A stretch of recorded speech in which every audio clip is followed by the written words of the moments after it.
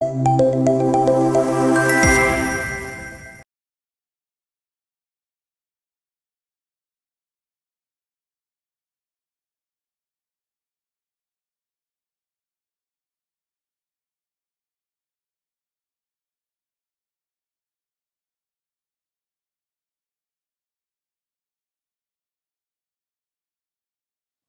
ডালের পিঠে, ক্ষীরের পিঠে আর নারকেলের পিঠে খাবো।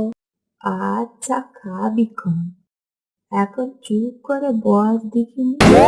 ও মা, আমাকে একটু পিঠের চাল মাখা দাও না।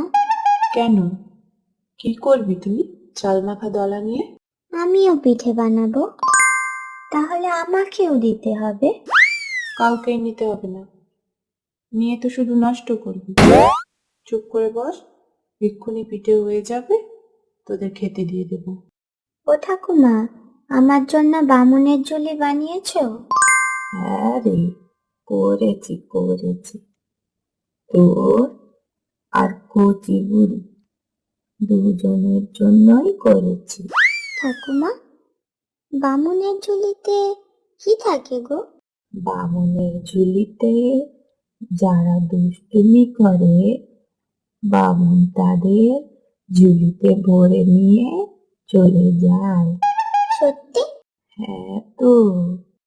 এই, পিঠে তো হয়ে গেল, এবার তোরা খাবি তো? হ্যাঁ, তাড়াতাড়ি দাও, খাবো।